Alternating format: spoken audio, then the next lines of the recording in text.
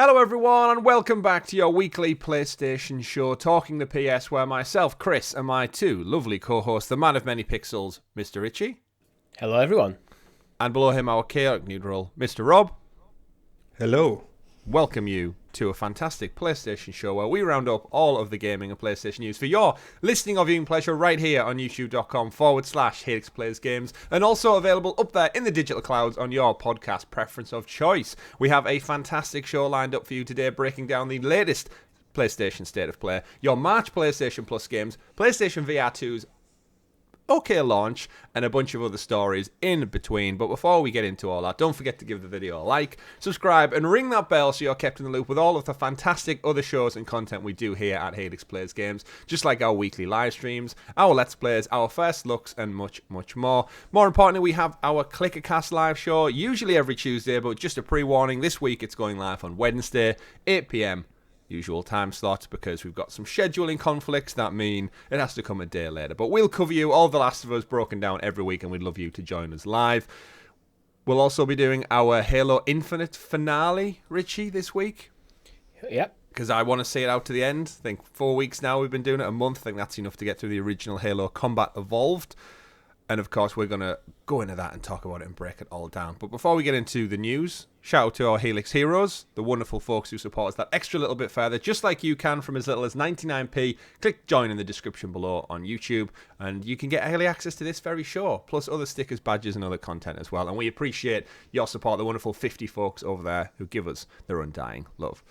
Gentlemen, episode 37, PlayStation news off the wall. Let's start with what we've been playing. Rob, what have you been up to this past week, aside from all your busybodying with work?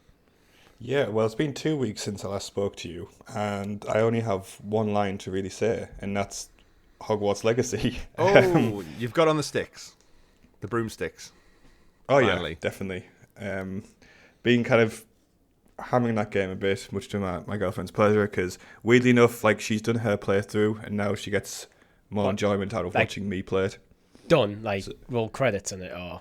Oh, yeah, rolled credits, Wow, rolled credits, and has about... You got through that quick. Sacrificed her life. Mate, you have no idea. And then she has like a couple of collectibles left to kind of get, but essentially all side quests. So it's not, she hasn't just even mainlined it, she's been playing it properly, like discovering everything like throughout the game and stuff. Yeah. So like one comment she did have, it's crazy, right? But one comment she did have was that she feels like she did it out of sequence a little bit, because she did a lot more side quests than she thinks she should have before she got to the main story or something like that. So she's really hammered all the additional content on it. I've put significantly less time into it, but I'm really enjoying it, and nothing really else has had a look in. What's significantly less time? Because I think feel similar to Richie. I've only managed to get 5 hours still, and it's eating away at me that I've owned this game for nearly a month now, it feels, and I've only found 5 hours of time. I'm going to be honest, Chris, I put more than 5 hours in yesterday alone. I hate you. I had a rare, like yesterday, that's Saturday for people at home, I had a rare day where I didn't really have much on in the cards, and I just really, really wanted the day where it's like, I'm not going to do anything, I'm just going to play this game. I've been wanting to play all week, I haven't played a minute since last weekend. I'm just going to play Hogwarts, and it was a good day. So how's it after sinking some more hours into it then? How has it grown on you? Because I think we all had a good overview of what the gameplay was and how the castle and everything looked amazing. What's the actual gameplay and story rolled out for 5 further hours in? I'm still in love with this game. I think it's fantastic. I do think this will be a good shout to be Game of the Year. I think it is that good. There's a few things I would think maybe they could have put in, but I'm guessing they probably just cut for time and stuff like... And there's some missions where you happen at night where you get more stealth sections, so you roam in the corridors and you try and not be seen, so you're using like your stealth spell and stuff and like distracting like the teachers and the prefects and stuff. It'd be nice to see that just incorporated into the day-night cycle in the game. Mm-hmm. But there again, they might have cut that because it was just probably either a pain in the arse or it just for time reasons. So there's these little things there that could be improved, but they're relatively minor and just don't really detract anything from my experience. Yeah, I think for me, like the level of detail and the level of kind of immersion you get is just unbeatable. Like it's ridiculous. Like you see like a lot of clips on TikTok where like people can trace the sentences in the book to the path in the game, which is really great. But with that detail, I think does come a bit of limitations with how you can play your character. It's quite narrow in terms of you are a student, you are like a bit of a Mary Sue, to be honest. Like you're good at everything, just because you're the main character, right? There's consequence even when you do stuff like that, like not good actions. Like I think I robbed someone's shop on a quest, and it's fine. Oh yeah, when you just walk in, I showed. No. It was an actual quest. I got hired by a man to break into someone's shop to steal things. Happened. Like, there's seemingly no consequence to that sort of action. I do think it's funny when you empty the chests within like the shops in Hogsmeade, and it's like I'm just going to take something and no one reacts. I can forgive that because we're just looking at things like what could make a great game even better. Like, there's some interesting. In reality, they might have actually made it worse when people got their hands on it. Yeah, there's some interesting like old school game flaws which I think I just laugh out loud hilarious. When you go to an area and you have to wait, so he just sits on the floor. So you'll go. You'll go. It's like what, like a video game loading screen. I'm going to see Professor Fig or something, and it's like. But it'll be in the middle of a office. classroom or something. It's like you just be, I need to wait till morning until I can go to herbology class. So I'm just going to take a nap on the floor of the greenhouse, and you wake up the students all over, like in world, to just be like. Pop a squat right Why here. is Richie asleep in there? Yeah. That's it. He does it all the time. Just ignore him. He's weird. Yeah, they do remind me of like old school games. I did the mission in the library where you have to sneak around, and there's like the prefects on duty outside, and you've got to like distract them and work your way around. And then you complete the mission, and there's just no one there because the mission's ended. So all the NPCs that are part of the mission. So you do all this. That's the kind of stuff I mean. Like when it's like at night, it's like you're going through like a stealth section at night. There's prefects hunting, walking the corridors, hunting every move, and you complete the mission, and suddenly they're gone. You just burst, kick the door down, and run around, make noises and explosions, and there's nobody. Yeah, it's very gamified in that regard. But I'm definitely enjoying it. I'm going to hopefully sink some more time into it at some point. I've done a lot of decorating and non-game related stuff this past week. But one of the things I did check out on the channel was Atomic Heart, which launched on PlayStation and Xbox Game Pass this past week as well. Yesterday on XPass. We did indeed. So I had a great look at that. It's available now on the channel, about an hour and 15. Definitely recommend it to anyone out there who's interested, like a Bioshock-esque game. I definitely think you two would enjoy it as well, which, as we spoke about yesterday on XPass, I take it, Richie, in great depth. There's probably a segment of yesterday's show. Is that right? Yes, it is. Okay, I won't go too much into it here, but go check out yesterday's episode of XPass where we break it down a little bit deeper. As I said, ClickerCast on the horizon, so we'll get to that soon as well. Our Last of Us journey almost up, Richie. We've been talking about it every single week. Rob, we always touch in with you for your kind of overviews as well, so spoiler free, you still enjoying the show? Yeah, I've literally nothing bad to say about it. I know there's going to be some whispers from some people where it's like maybe they didn't appreciate how like the action and narrative split of it. Maybe that's down like HBO's marketing or whatever. But no, I've nothing bad to say about this TV show. It's quite light on your traditional kind of action stuff, but I don't mind because they're focusing on the character, and then it's not. And I think sometimes if you put too much action in the show, that means you have less time with like Joel and Ellie and Bill and Frank and all the other great characters that we're getting to know. So something would have to either they make each episode like 2 hours long and double probably treble the budget to fit in action. That doesn't necessarily actually progress the story. It's just stuff to look at, really. I prefer this split than if they went a heavy action. Yeah, but as a fan of the games, like there's nothing that I wanted out of the TV show which I haven't had, and if they kind of continue out the rest of the season this way, then I'll be a happy kind of viewer. Brick and bottle. We need to see brick and bottle. Get the brick and bottle into there somewhere, absolutely. Moving on though, we need to talk about the actual news. So Rob, if you could do us the honours of introducing us to the properly prepared PlayStation perusing points, aka the news. As I said, we got a busy week of news lined up. We had our very first PlayStation State of Play for 2023. They brought some VR content to celebrate the launch of PSVR 2, and they also brought a couple of updates alongside a marketing tie-in with Justice League Kills the Suicide Squad. So rather than go into it and break it down beat for beat, it wasn't the biggest State of Play. I think the overall consensus is it got like a C- or something from a lot of people, even though they did set the boundaries of what to expect ahead of time. They explicitly said we'll show off some new VR titles, some indie games, and a partnership deal with Justice League Kills the Suicide Squad. And even then, the comments were just, where's first party? Where's this? Where's Spider-Man 2? Spider-Man 2? Spider-Man 2? And we knew we weren't going to get that, but there's something about, I think, hosting any kind of presentation when there's literally nothing this year from first party that's got a date on it yet. And I think as well, people probably didn't see the message about what to expect. Oh, absolutely. And then this sort of stuff snowballs out of control. Absolutely. We got some VR news. We got some VR titles. A couple of things broken down, announced. Is there anything that stood out for you guys? I think they kicked off the show with a VR game called Foglands, which looked quite intriguing. But as three people who I don't think have any vested interest in PSVR 2 at this stage, mostly due to the price and the lack of games, which are kind of two key components for wanting to buy any technology, that there's nothing to really make us buy it. Anything that stood out for you two in particular before we get into the Justice League element? Or do you think this could have been an email? All the VR games actually looked really good. But again, I still think they're just not looking good enough to make me consider buying the VR headset. As I've said before, I think it might be a different situation if like all these were as part of PS Plus. So then it's okay, you have your subscription, you pay for the outlay for the VR headset, and then you get all the games as access to. So you got a pretty substantial library, but none of these are confirmed for PlayStation Plus to my knowledge. No, so then you'd have to buy each game individually. Don't really know the prices, but I'm expecting maybe probably about 30-40 quid minimum each, if not higher.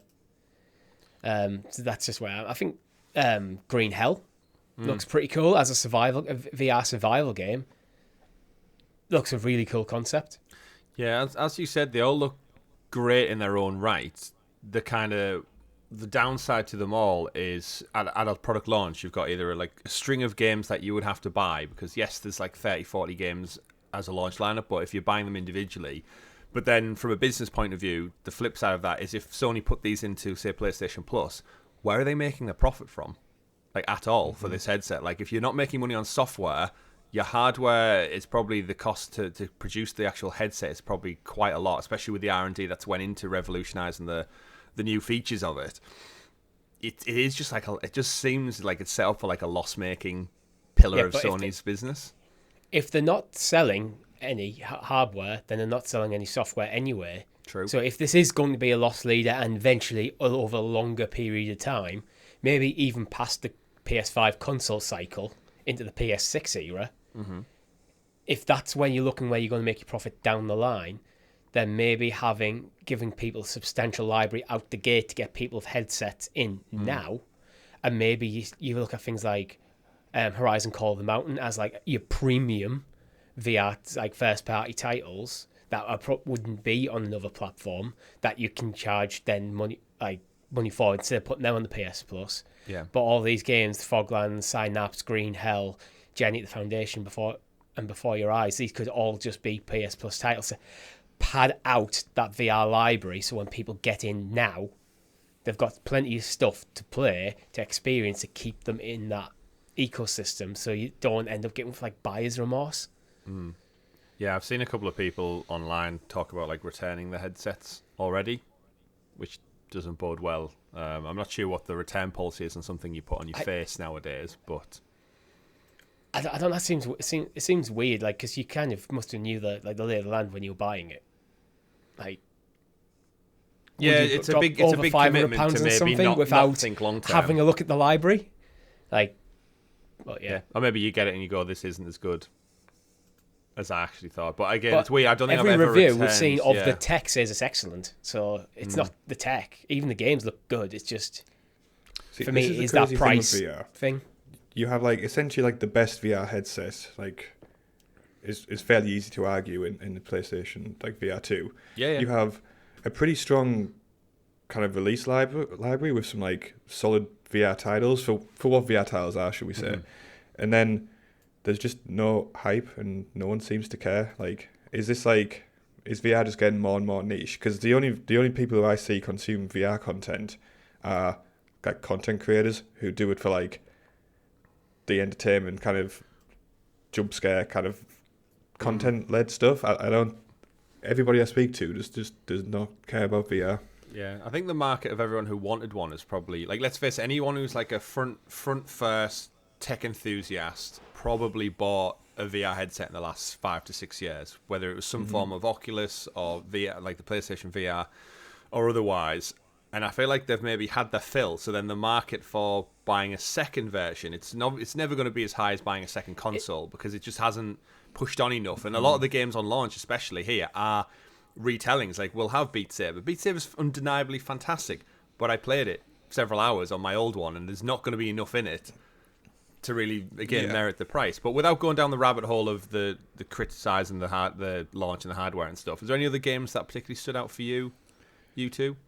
Outside the VR section, or just in the VR section? Not really. I think it was Green Hell was kind of the one I think jumped out to me the most. What stood out for you in that one then?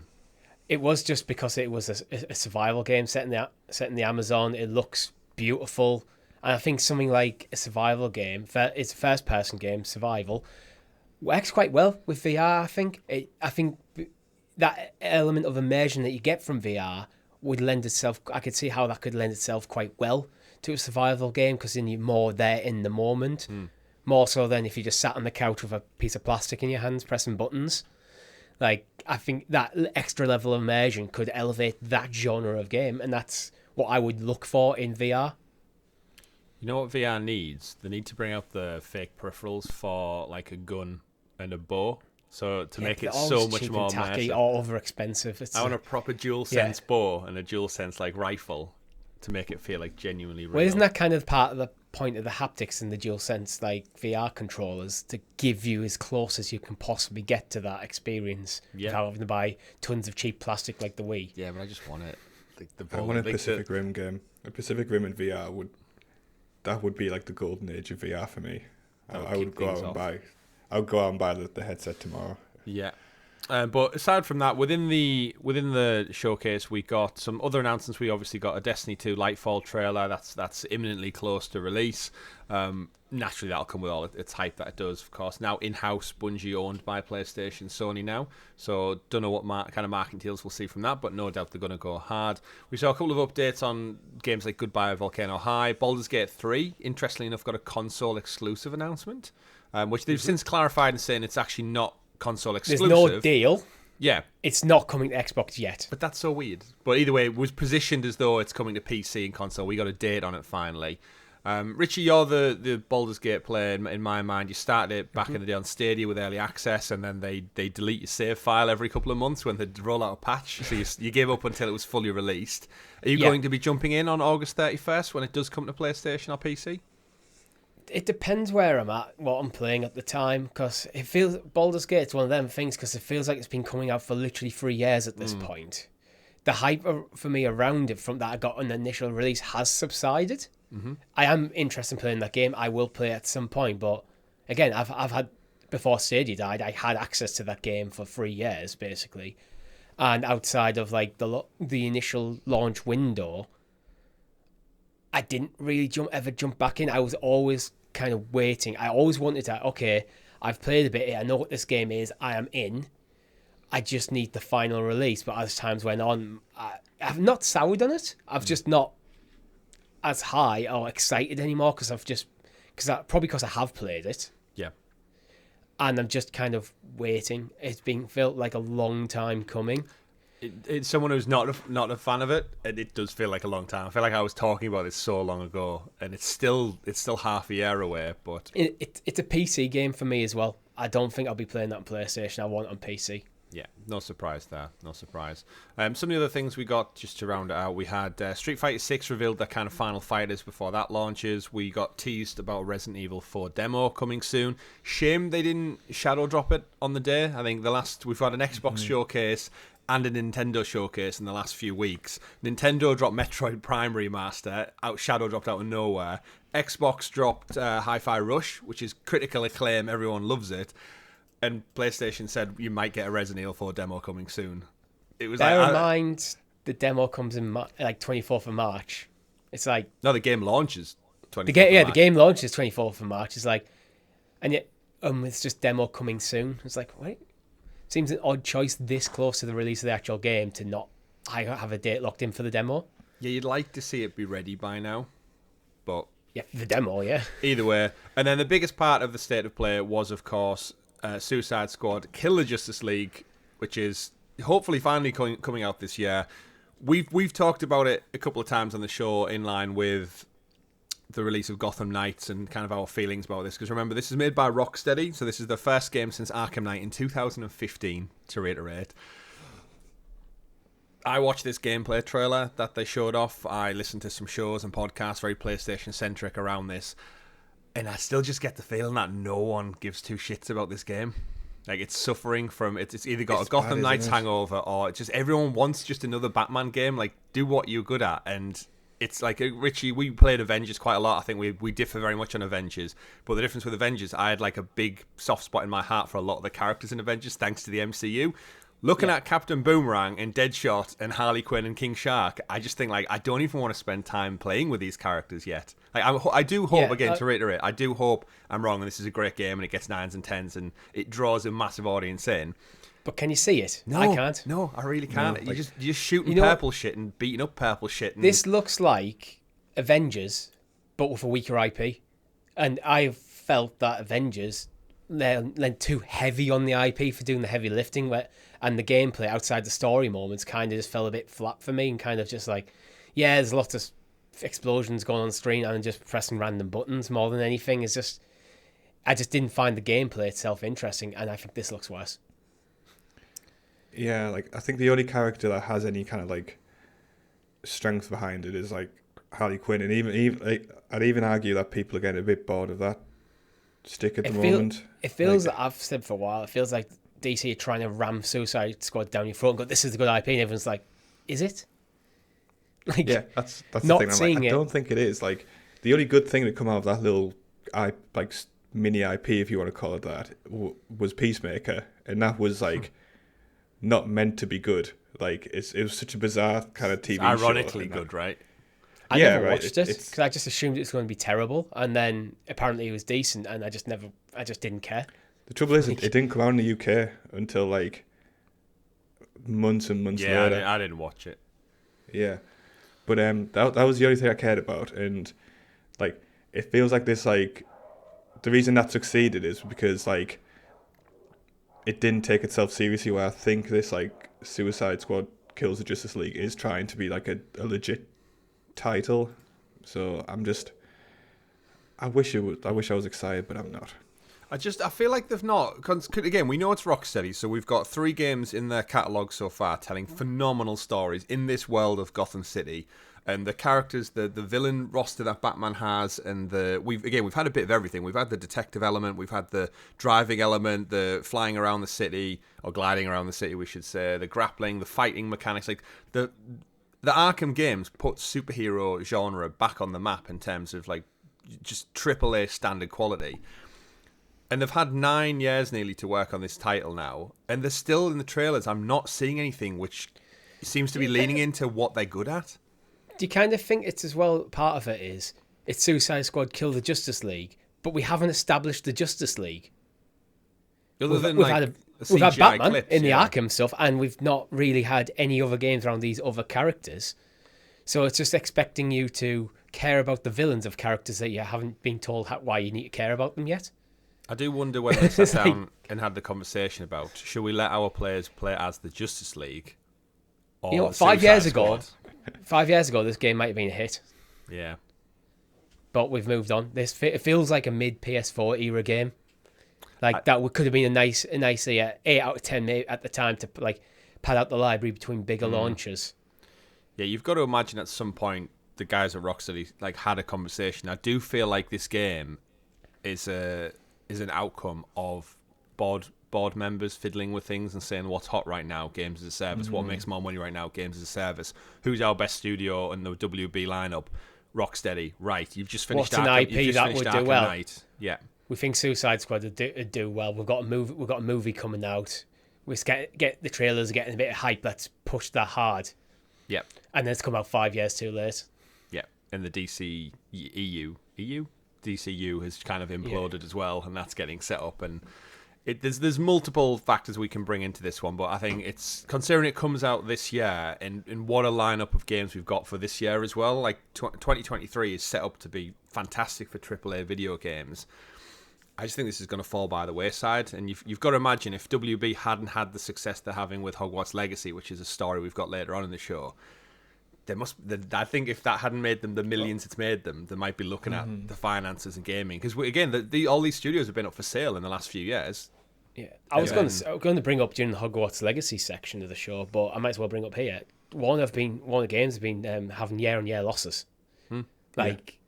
Since Arkham, it's like they've not been in a good state for a while, which is probably why they've been trying to get rid of the studios. Yeah. And so I think you summed up quite nicely, Chris. Like there's no room for mediocre games this year. There just isn't. I don't think there's room for mediocre games with how many games come out nowadays and how many games of such a high caliber come out. Absolutely. Who has the time to spend on mediocre games? That's the combative point of subscription models as well, because people are now. I think we mentioned it. We might mention it on yesterday's show about just like we definitely said it last week about the subscription model impacting people's approach to video games, and because you get stuff for free, including a subscription, you don't put the time in to enjoy it. You just play a few hours and go, never mind, I'll move on. Whereas if you'd have put £70 down for this title, you'd be invested to get your money's worth and your value out of it. And because that doesn't happen, it's shifting things. If this was on PlayStation Plus, I'd definitely give it its chance. But as it stands, I am not giving it its chance. Absolutely. So there's two sides of it, because this might be a case of I jumped in and it just, for whatever reason, vibed with me when I was playing it. But based on what I've seen, like I'm just not interested. Yeah. Now I'm sure there's some of our viewers and listeners, hopefully out there, who are like huge DC fans, huge Arkham fans, and they're like all in on this game. They've been waiting for so long. There is something to be said about, I think Gotham Knights has maybe took away from the luster of this game a little bit, because they do look so similar. So similar. Yeah.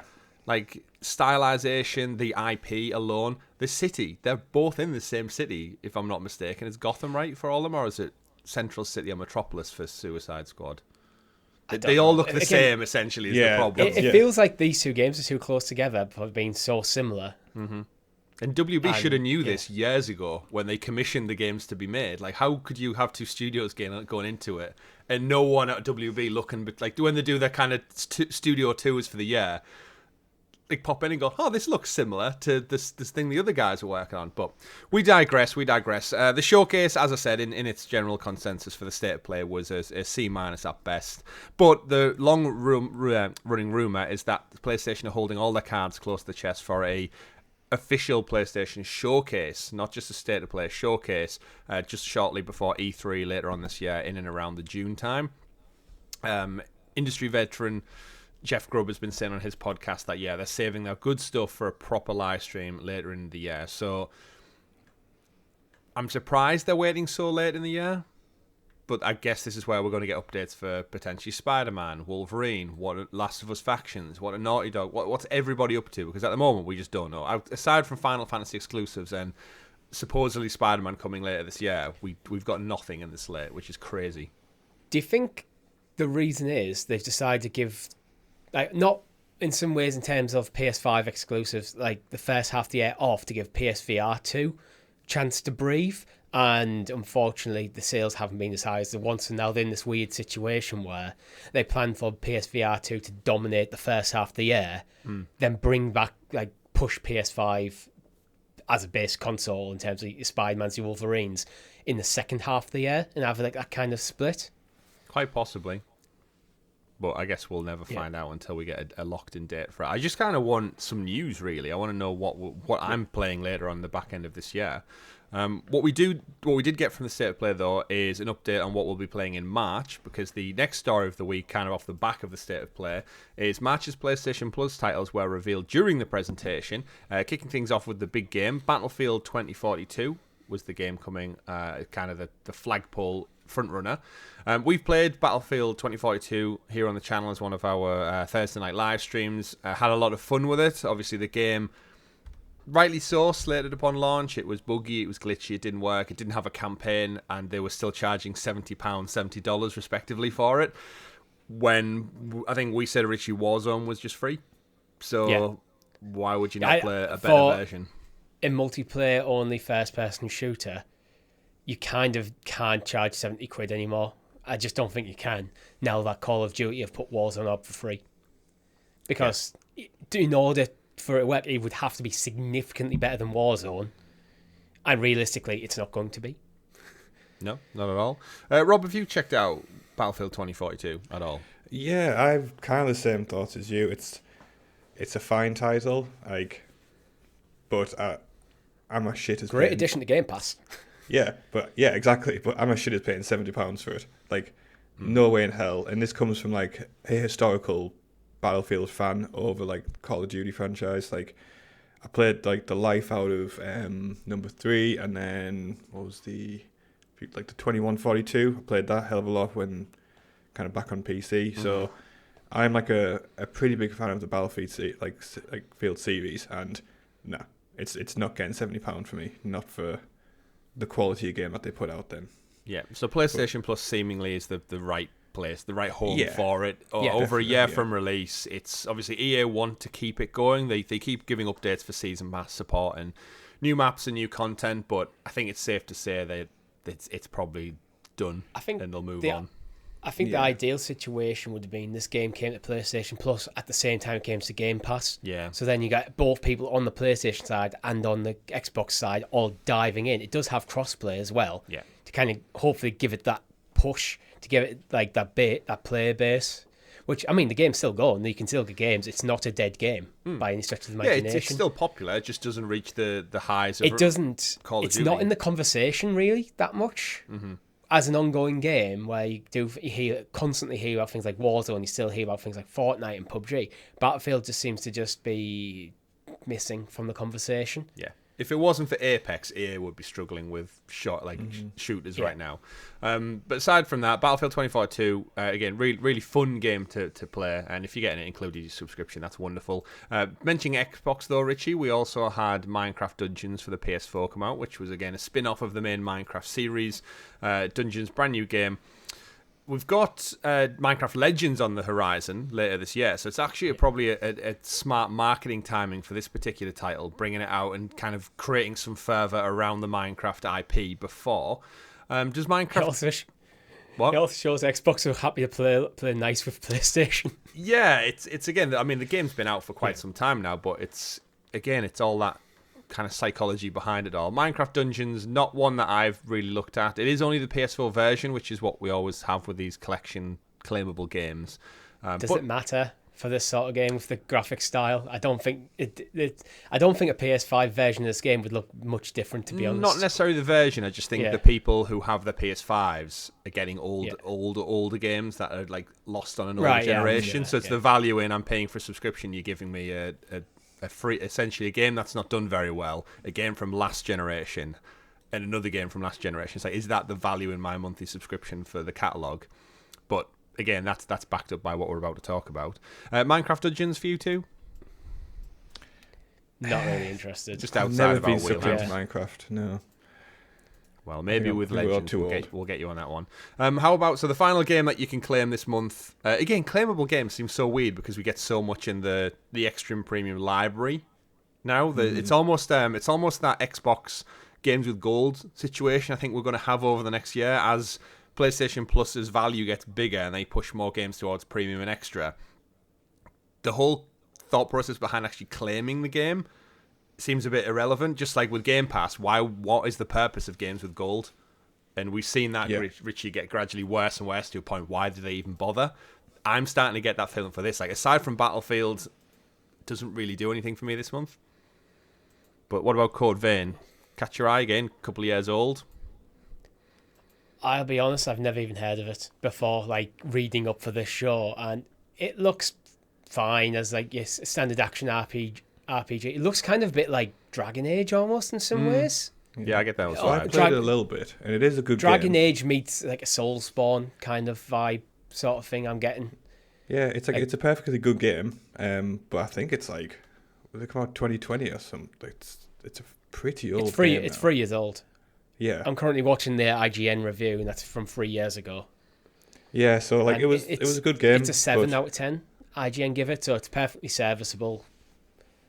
But I think it's one of them. It's probably one of them. It just came and just looks a bit generic in some ways. It probably just wouldn't have stood out 3 years ago when it launched. And to be honest, I'm glad it's coming to something like PlayStation Plus, because people might find it who passed on it before and might fall in love with it. It does feel like one of them games that would be like a cult following around.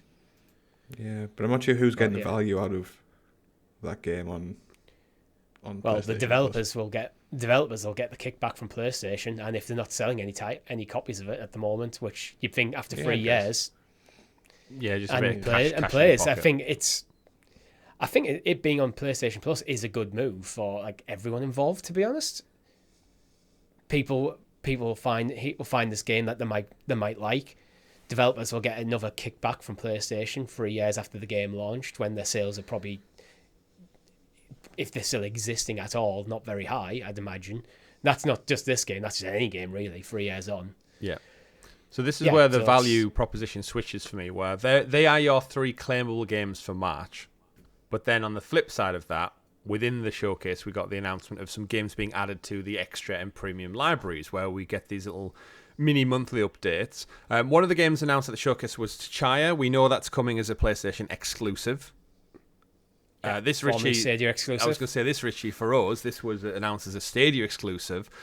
For those of our audience who remember Google Stadia, and Sony swept in and basically offered them more money, seemingly, to just pivot away from being on Stadia and launch it on PlayStation. At the time, maybe bothered us. Now, Stadia doesn't exist, so it doesn't matter. They've actually went to look, Richie, to see if the original trailer was there for the show, and the Stadia YouTube channel has just got rid of all their videos. It's just the channel is mute now. There's nothing on it. That's sad. Even the legacy content is gone, which I knew obviously would happen someday, but it's crazy to think that it's just stricken from YouTube as well.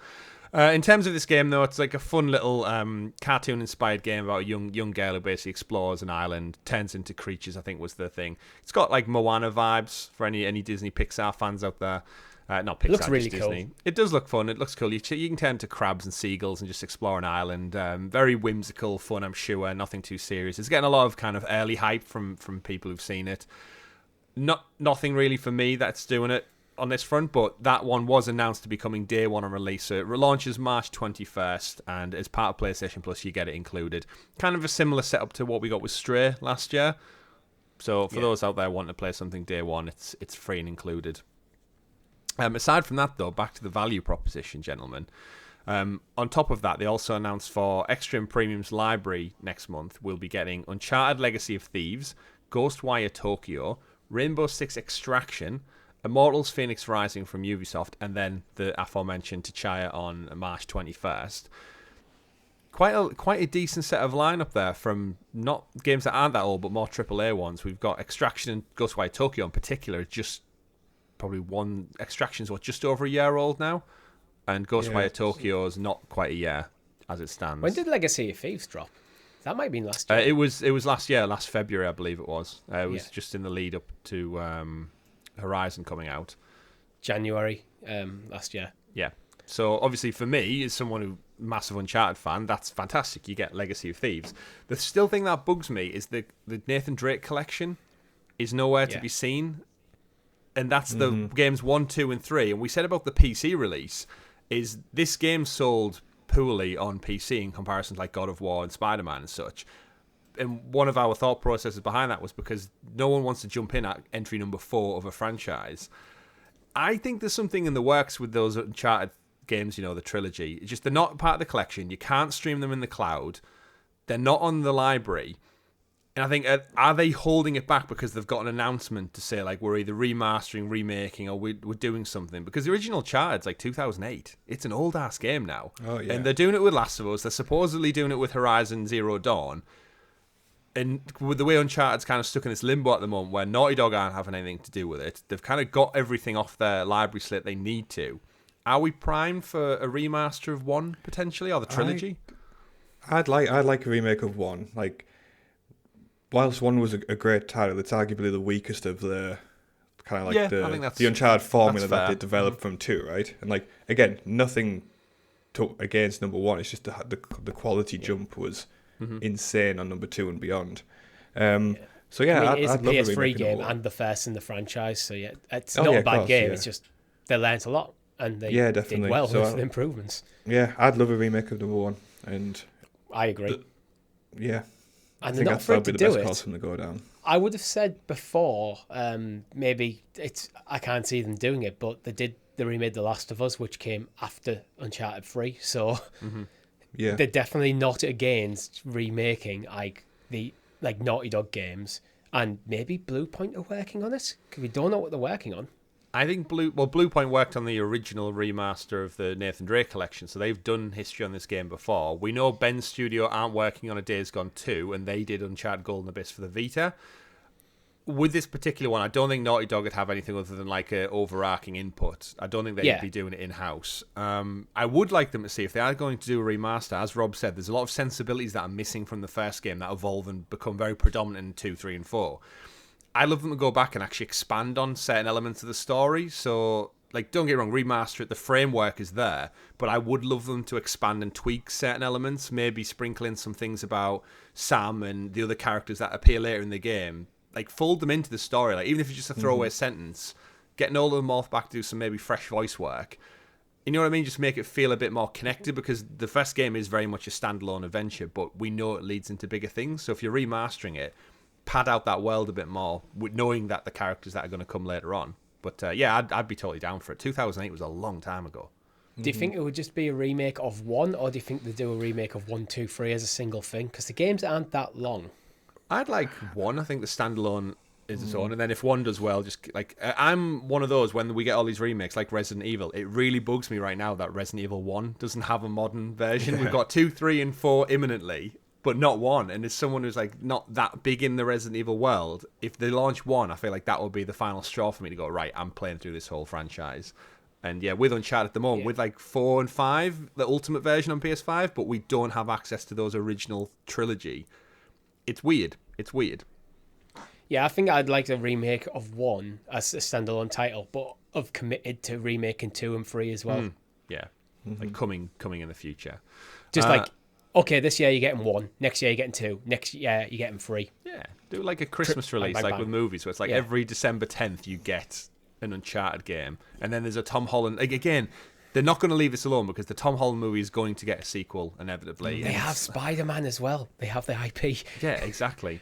But so yeah, Legacy of Thieves. If you've not checked out the original trilogy, maybe hold fire on that one. But terrific 2 games you're getting bundled in with the Lost Legacy expansion as well.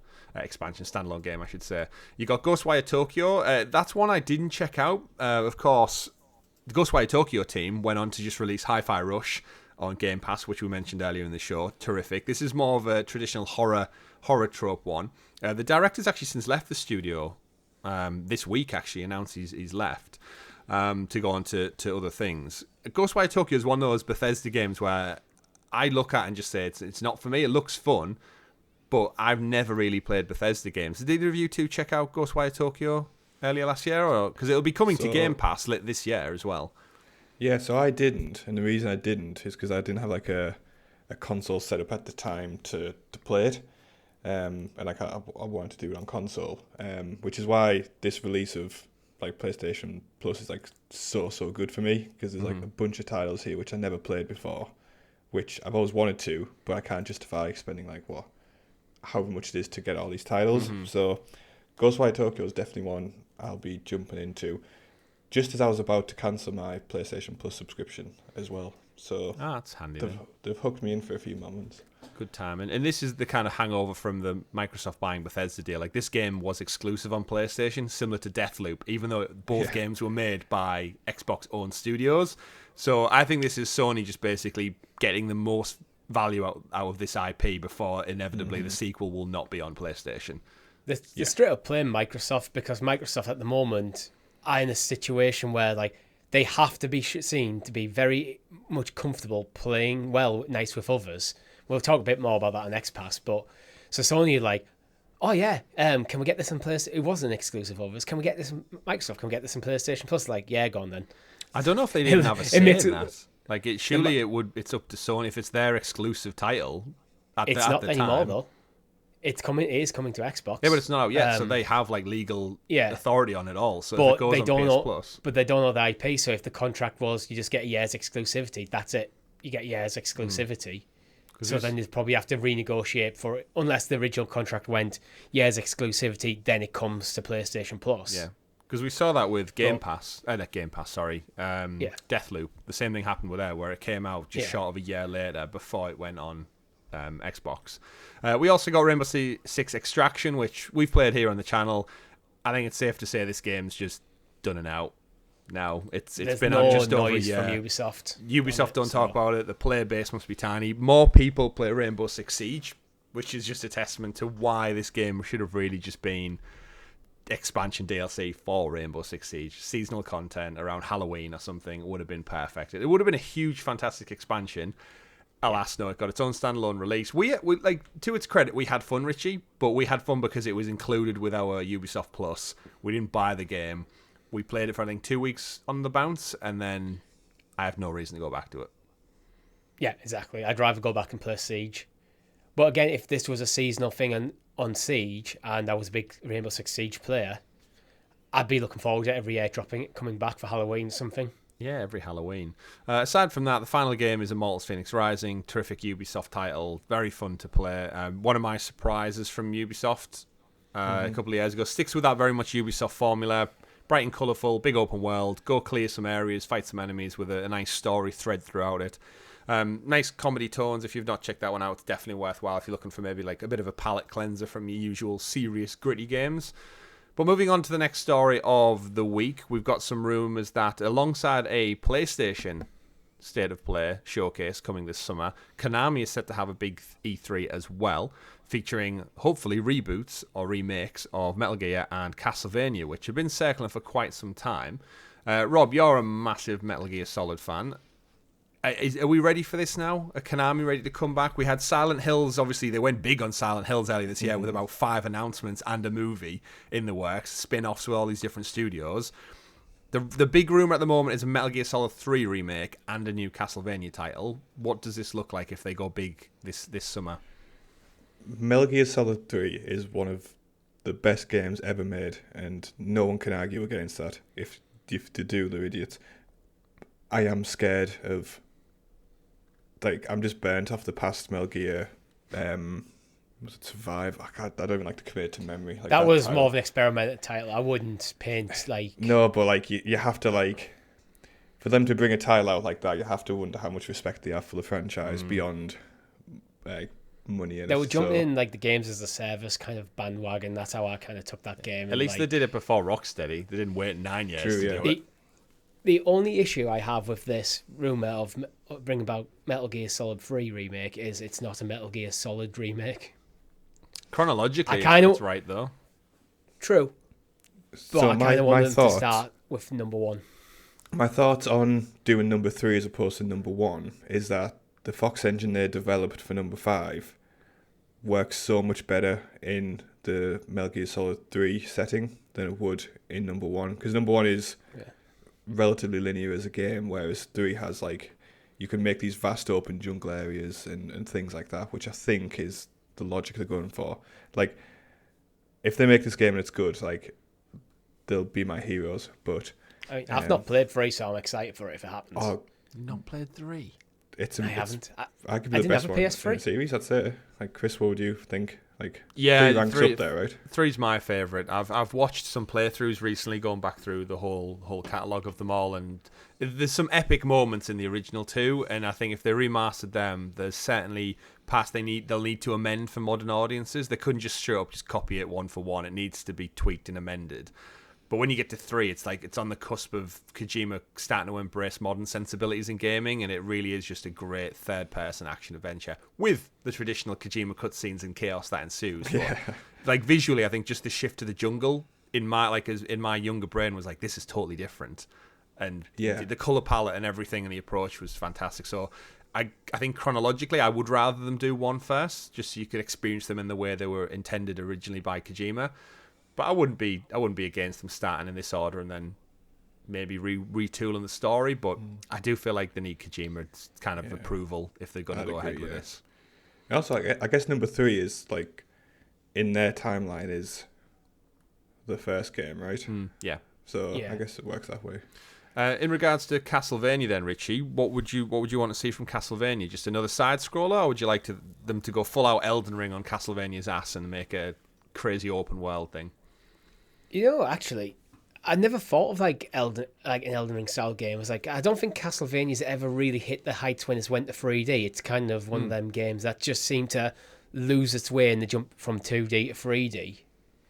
But if you did go like the Elden Ring, some more Soulsborne route with it, like that's how you kind of reinvent the franchise for the 3D variant. Because I think it's one of them franchises where, like almost like Mario in a way, where you can have the 2D side scroller traditional games, but also the more modern sensibility 3D games. Like Zelda as well is another one of them sort of games where you can have different SKUs. Castlevania could be one. And if they went more of a Soulsborne route with it, I think there could be something like, imagine if you put like basically Castlevania skin over Elden Ring. I think it'd work fantastic if you've got. Yeah, me too. Now you mention it, it's do that. You've got the enemies in the form of like vampires and ghouls and stuff. You just are Belmont, and you just start off like you wake up unconscious somewhere, and then there is the world, and you're working your way towards the Castlevania castle, and you get Dracula as the final boss. Like in it, that's the shit hot genre at the moment as well. You're working some classic Metroidvania style stuff. So as you unlock new weapons, you can access new areas of the world. You do that kind of stuff. So it's like Elden Ring meets like something absolutely like Metroid Prime. So almost like these kind of meshing of genres. Absolutely. My only worry is I have no idea where Konami are as a publisher right now. Making pachinko machines. That's where they're These at. could be anything from like early PS4 standard games to the absolute top pinnacle of like we've seen in gaming with these two, with Castlevania Metal Gear Solid 3. Absolutely. I have no idea where they're going to land, like at all. I have no expectation for what they might do with them.